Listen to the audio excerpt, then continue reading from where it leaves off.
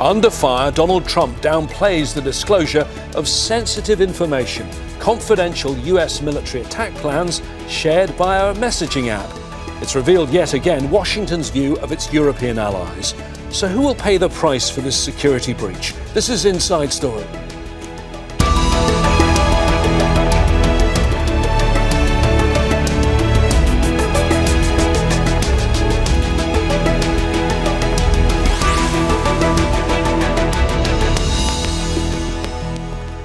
Hello again, I'm James Bays. Damage control is how many are describing the Trump administration's handling of a leak of highly sensitive information.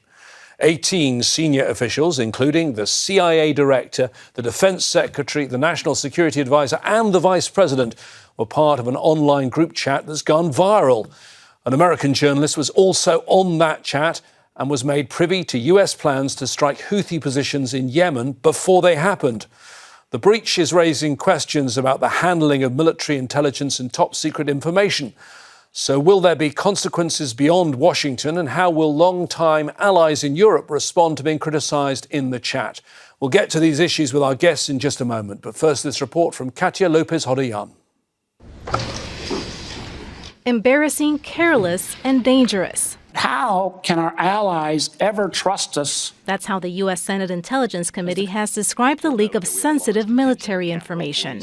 Senior national security officials grilled in Washington for texting sensitive information about U.S. strikes on Yemen's Houthis.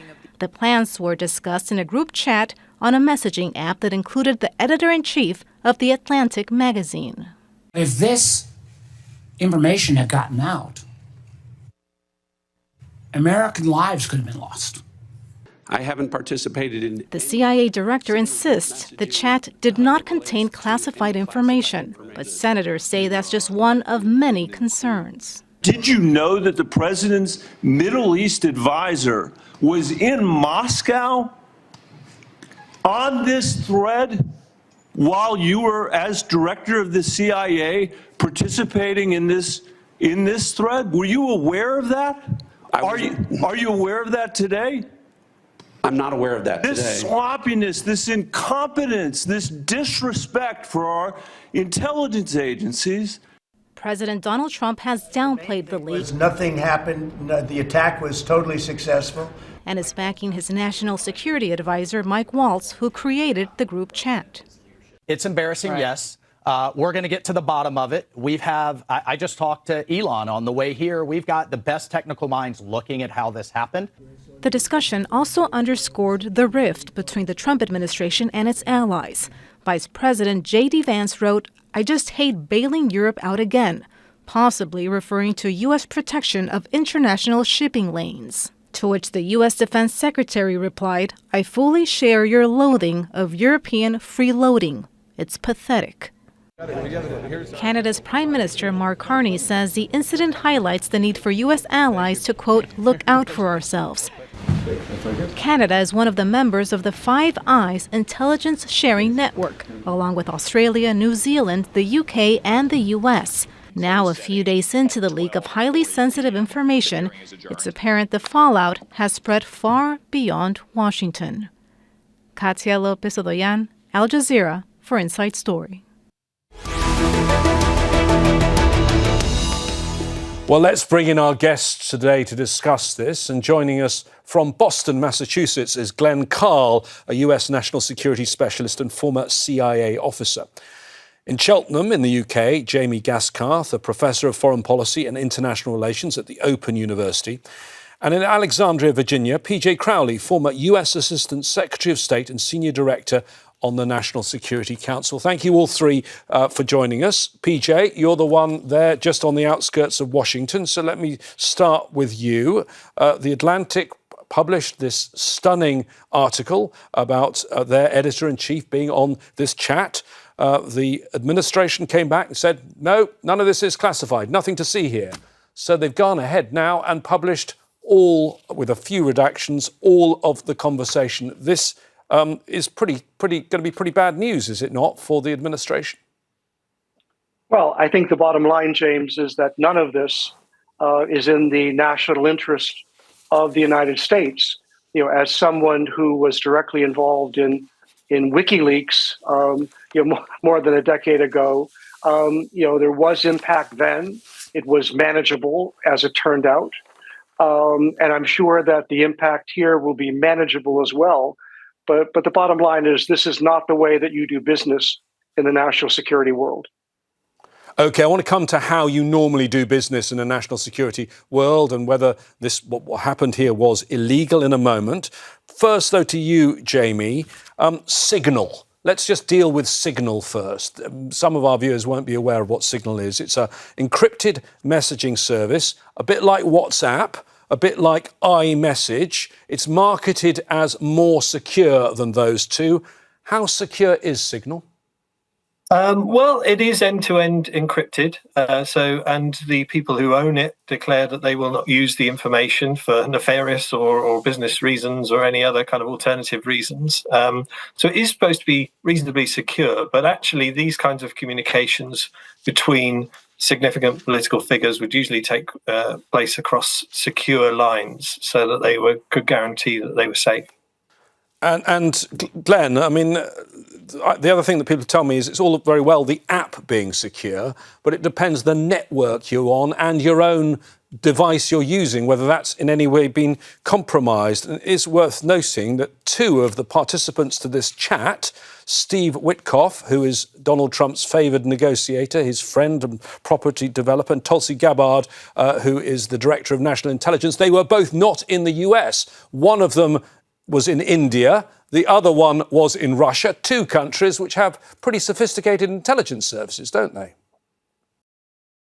Well, they do, and geography is important, but not definitive in excluding or defining a risk. Any commercial system should be considered compromised. That's just intelligence services are incredibly sophisticated and capable in penetrating any system. So an electronic device should be treated as a microphone to a foreign intelligence service. Invariably, that should be done. And it's not just being careful, it's because it's a fact. So it's a monumentally stupid thing to do to discuss national security issues on any sort of commercial system. PJ, these were all, or many of them, cabinet level people who were on this chat. And the chat on Signal was labelled Houthi PC Small Group. And the PC, as I believe it, is the Principals Committee, so the key advisors to the president. The fact that it had this label, Houthi PC Small Group, and no one on the chat seems to have said, oh, it's odd that we're doing this on Signal today, suggests to me there may well be lots of other groups like this. Well, it tells me, James, that the Trump national security team has not yet made the adjustment from being political actors to being national security decision makers. The Principals Committee and below it, the so-called Deputies Committee, they are the processes through which the United States government tees up national security decisions, for the President of the United States. So the fact that the president was not in this conversation, he didn't need to be, but it's reckless, lazy, to have a PC through virtual means as opposed to doing what has always been done. You either do it through secure phone communication, or you physically go to the White House Situation Room, sit around the table, and discuss the details of the upcoming operation in Yemen. OK, well, if you can pick up that point, Glenn, explain to us how classified intel is supposed to be discussed, and explain this term, a skiff, because in a lot of reporting here, we hear about you have to go to a skiff. What is a skiff? Well, so much to discuss. First, on PJ's comment, I think he's being a little kind, actually, to say they haven't made the transition from being political actors to professional national security specialists. It's an example, this whole little crisis, of incompetence, lack of background, and disregard for the procedures and the bureaucracies that have been developed purposefully to conduct sensitive national security business. So it truly defines them more than is just a little glitch of training. Now, a skiff is the term used for a secure room where classified, in particular, very sensitive classified discussions, such as where we will bomb and how, are discussed. And it is a chamber that is designed so that no electronic emission can go out of the room or can penetrate the room. And so it is secure.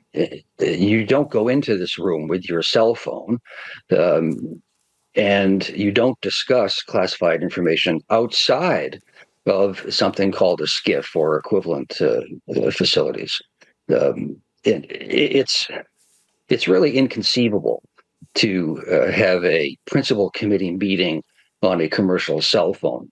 And in addition, if one looks at the list of participants, those who were included in this email conversation, that also is a frankly childish, grotesque disregard or breaking of fundamental security practices. Everything should be done in the classified world on a need-to-know basis. The Secretary of Commerce or the Secretary of Treasury has no need to know under almost any conceivable circumstance about the operational plans for a military strike in the Middle East. And yet that cabinet member and many others were included.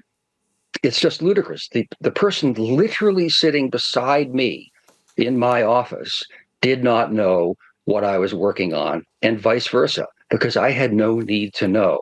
And a secret shared is a secret lost. It's just absurd incompetence. PJ, what Glenn's just explained there, that normally you would go to a secure room and not be allowed to bring your cell phone in, and yet they were doing this instead on their cell phones, is really, really telling, isn't it? And this from politicians who in the past have cheered on President Trump. And of course, when he was first elected in 2016, part of his message was condemning your former boss, Hillary Clinton, for her use of a private email server. Right, absolutely. It's hypocritical, to say the least. And just to accentuate something that Glenn said, on my last official trip, to Moscow, when we landed, the country team came on board and said, leave your official phones on the airplane. We will give you phones, while separate phones while you are on the ground, expressly because we expected Russian intelligence services, which are excellent, to try to scoop up anything that we communicated while on the ground. So it is a total disregard for sound practices to secure information, and it's ludicrous for the Trump administration's response, where it said there was no classified information revealed. Operational details are classified until the bombs drop, and until the U.S. forces are clear of enemy airspace. And what Hegseth put on this chat was, at the time he put it on, still classified, still sensitive. And so he's wrong to say that no classified information was released. Let me just pick you up on that point, because he keeps using actually the same phrase, no war plans were shared. And I've heard some people saying a war plan, and I know you worked for a long time in the military as well, war plans are actually something specific documents with code names. Do you think he's playing a game of semantics here? Absolutely playing a game of semantics. Okay, so don't call it a war plan, call it operational details.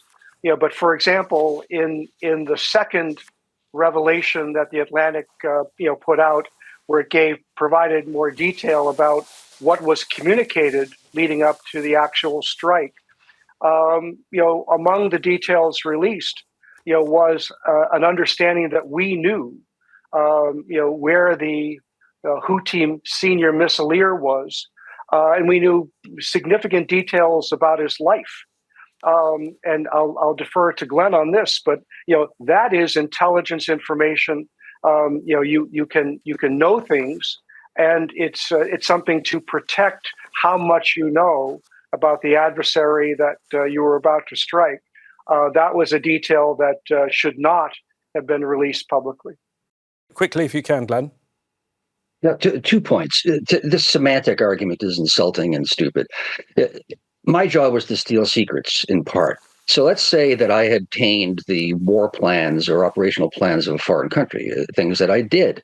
From the moment that I obtained them until I drafted the document and classified it, the information technically, according to this White House, was not classified. But of course the information was classified. It was a national secret that had operational consequences and life and death consequences. So the formal process of giving a secret designation as a way out of any responsibility is profoundly insulting to the whole thing. It's just, yeah.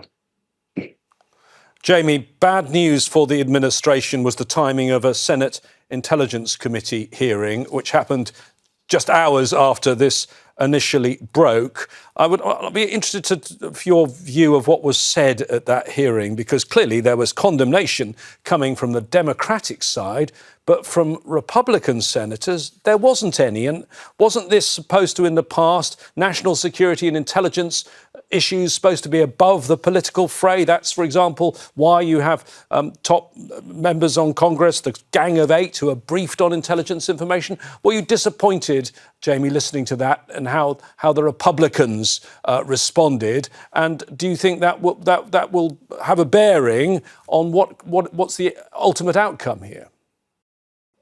We've seen this developing over recent months and years, haven't we, in the US, that increasingly things are so polarized and so discussed on a partisan basis that the kind of loyalist groups will always kind of come into line and support whatever the leadership is doing, regardless of whether they would privately agree with it or not.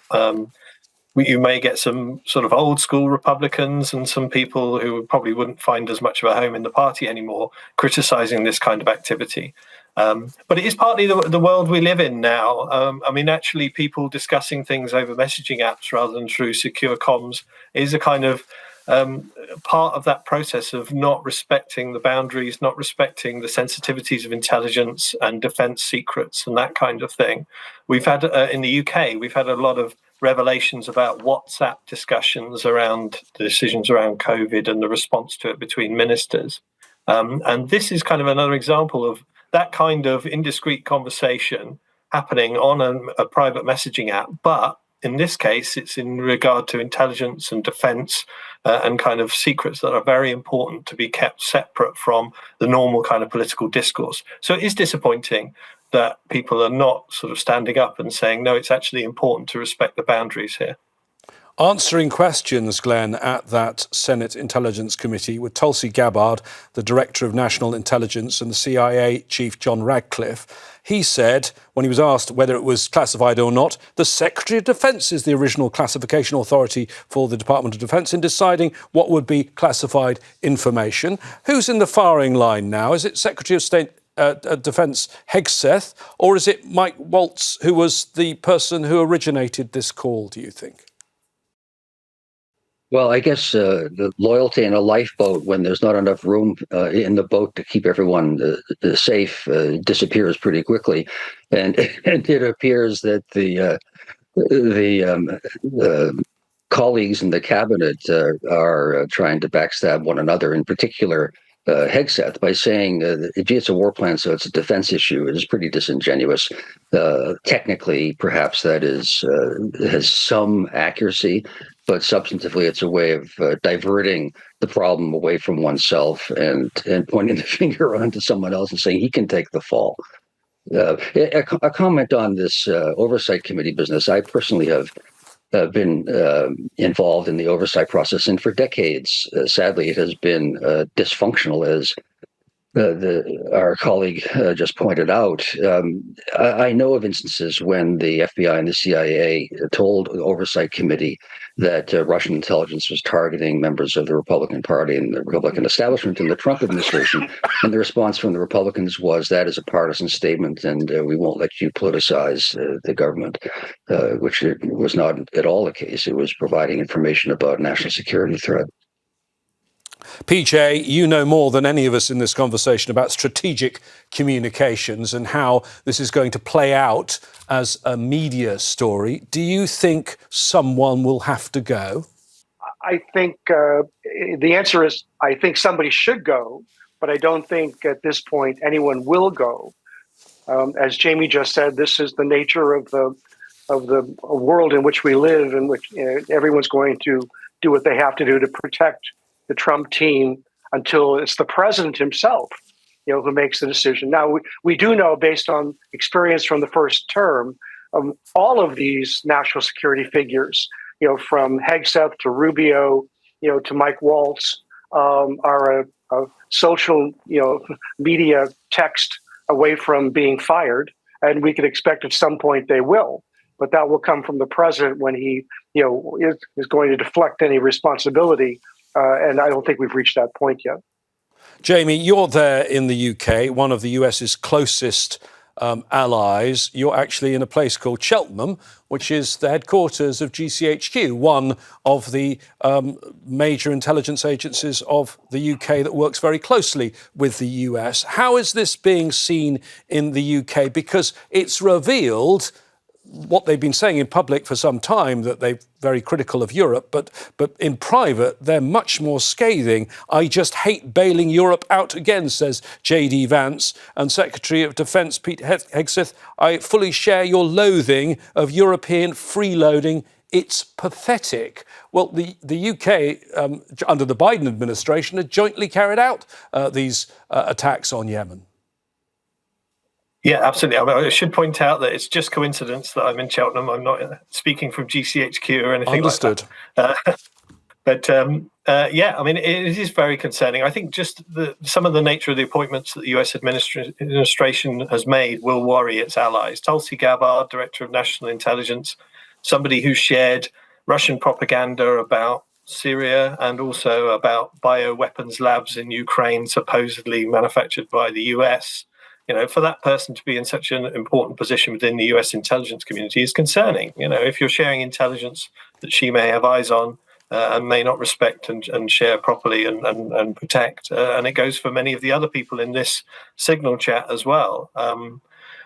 We're all part of the Five Eyes intelligence network, which is an intelligence sharing network between the UK, the US, Canada, New Zealand, and Australia.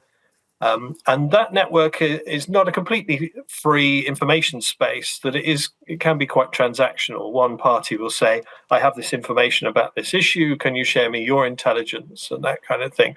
So there is still an element of transaction about that kind of relationship. And I think going forward, people will be concerned about the security of sharing information with particularly senior political leadership in the US. You'll still have ongoing structural, lower level cooperation that can function, but I think people will be sensitive about the potential security threat that this represents. What do you think of the idea, Glenn, that allies are going to start thinking the US can't be trusted, given this comes at a time when Trump seems to be, his treatment of Zelensky in Ukraine, many have remarked on, and he seems to be sharing very favourable views of Putin and Russia? Well, sadly, more than sadly, tragically and terrifyingly, I've been saying publicly for a decade that the rise of the MAGA Trump phenomenon, Donald Trump and now his minions, is an existential issue for the U.S. government, and it poses terrible problems for our allies, and that if I were a foreign intelligence service allied to the United States, I would not share my most sensitive sources and methods because the alarms are so clear about the risk to the security of the information that you can't take that risk. It's a terrible terrible thing for an American intelligence officer to say that one can't trust the top of the United States government to protect the sources, methods, and procedures and so on of an ally. But if I were the British, you never, in an intelligence world, you never trust anybody, even your closest allies. And when the signs are so glaring and so numerous of the risk of compromise and the danger then to one's own national security, I would not give the family jewels. So, PJ, on that bigger picture, quickly, Jamie, go ahead. Yeah, I just wanted to come in response to the question about European allies. I think what's sort of bemused the Europeans a little bit is that countries that seem to have been targeted are the ones that have often been the US's staunchest allies. You know, you're thinking about Denmark had the highest attrition rate in Afghanistan among its soldiers. It was contributing to those operations. Canada's been a long-standing ally of the US. The UK has, and yet the UK wasn't immune to steel tariffs. They've gone on UK steel the same as everybody else. So there's, everybody in Europe, I guess, is a little bit bemused at the moment about how the US leadership is treating its allies and what this means for future world order. Let me bring in PJ to wrap this up. How worried should Americans be about this bigger picture, about the way this administration is conducting business? I think it is about the big picture. We can argue about technical details of inside the national security process, but the bigger picture, where you have the senior-most officials within the Trump administration, calling the Europeans pathetic, and suggesting, for example, that the U.S. strike was not really about American interest, even though we live in a global world. It was about the narrow interest of the Europeans, and they should pay for protection. What we're seeing here is the dismantling of the transatlantic relationship. It is among the most valuable elements that the United States has in its national security arsenal. The Trump administration is dismantling it, and the ultimate winners are Vladimir Putin, Xi Jinping, and others. They're probably pinching themselves. They can't believe how fortunate they are to have the Trump administration back in office. PJ, thank you very much. Sometimes I would like this programme to be an hour long. It's not, though. Thanks to our guests, Glenn Carle, Jamie Gaskarth and PJ Crowley. A fascinating discussion. If you missed any of it, don't worry. You can go back and watch it again anytime you want on our website, aljazeera.com. As ever, your comments are welcome. Post them on our Facebook page. That's facebook.com/AJ Inside Story, or on X. You can find us at AJ Inside Story. From the team here in Doha and from me, James Bays, please stay safe and well. Bye-bye for now.